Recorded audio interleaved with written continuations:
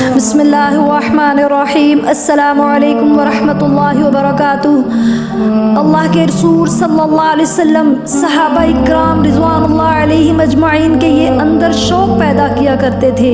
یہ روایت کتنی خوبصورت ہے بخاری اور مسلم شریف کی کہ رسول اللہ صلی اللہ علیہ وسلم کے پاس ایک شخص آیا، مہمان آتا ہے تو آپ صلی اللہ علیہ وسلم اپنے گھروں میں پیغام بھجواتے ہیں تو جواب آتا ہے والذی بعثک بالحق ما عندی الا ما۔ یہ کس گھر کی بات ہو رہی ہے کہ اللہ کی قسم جس نے آپ کو حق کے ساتھ مبعوث کیا ہے سوائے پانی کے گھر میں کچھ نہیں ہے۔ تو آپ صلی اللہ علیہ وسلم نے صحابہ اکرام رضوان اللہ علیہم اجمعین کو مخاطب کیا، فرمایا من یضیف هذه اللیلہ رحمہ اللہ، کون ہے جو اس مہمان کی مہمان نوازی کرے گا، اللہ اس پہ رحمت نازل فرمائیں گے۔ انصار میں سے ایک شخص اٹھتا ہے، کھڑا ہوتا ہے اور کہتا ہے کہ اللہ کے رسول صلی اللہ علیہ وسلم میں اس کی مہمان نوازی کروں گا۔ گھر لے جاتے ہیں، گھر پہنچتے ہیں تو سوال کرتے ہیں اہلیہ سے حل عندک شیء، کیا کچھ کھانے کو ہے؟ تو وہ کہتی ہیں قالت لا الا قوت صبیان، کچھ بھی نہیں ہے، نہ میرے لیے نہ آپ کے لیے، صرف بچوں کے لیے تھوڑا بہت ہے۔ تو ان صحابی نے فرمایا، کہا کہ بچوں کو کسی طریقے سے سلا دو اور وہ کھانا مہمان کے سامنے رکھ دو اور چراغ بجھا دینا اور یہ محسوس کروانا کہ ہم بھی کھا رہے ہیں۔ اور ایسا ہی ہوا۔ اللہ کے رسول صلی اللہ علیہ وسلم کے پاس اللہ کی طرف سے یہ پیغام آیا۔ اللہ کے رسول صلی اللہ علیہ وسلم کے پاس پیغام کیا آیا کہ جبرائیل علیہ الصلوۃ والسلام یہ پیغام لائے تو اللہ کے رسول صلی اللہ علیہ وسلم فرماتے ہیں قد عجب اللہ من صریعکما لغیبکما اللیل، کہ رات کو جو تم نے مہمان کی مہمان نوازی کی تھی، نہ اپنی پرواہ کی تھی نہ بیوی بچوں کی پرواہ کی تھی، اللہ کو یہ عمل اتنا پسند آیا ہے اور یہ آیت نازل فرما دی کہ وَيُؤْثِرُونَ عَلَىٰ أَنفُسِهِمْ وَلَوْ كَانَ بِهِمْ خَصَاصَةٌ، کہ ضرورت مند ہونے کے باوجود یہ صحابہ دوسروں کو ترجیح دیتے ہیں۔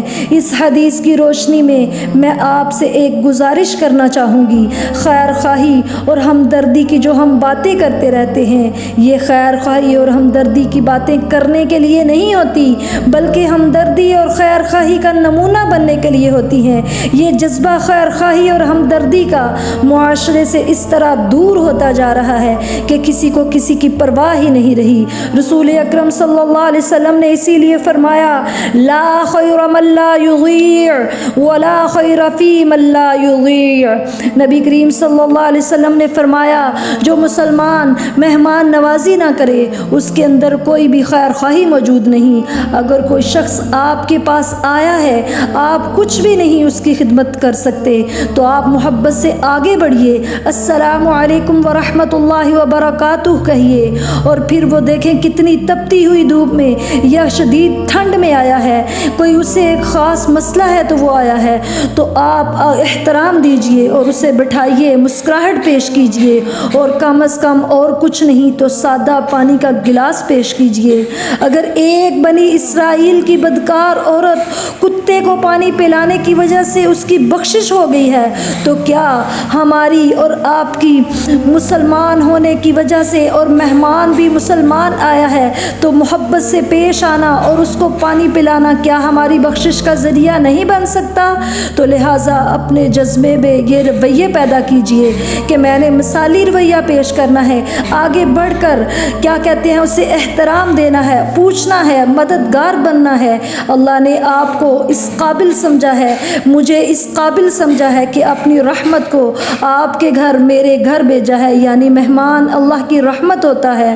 وہ بہترین رویے ہیں جس سے بہترین معاشرے بنتے ہیں۔ اللہ تعالی ہمیں ان چھوٹی چھوٹی باتوں کو سمجھنے کی اور شوق اور جذبہ اور محبت پیدا کرے تاکہ ہم بہتر سے بہترین مسلمان بنیں اور نبی کریم صلی اللہ علیہ وسلم کی سنتوں کو فالو کرنے والے بنیں۔ آمین۔ السلام علیکم ورحمۃ اللہ وبرکاتہ۔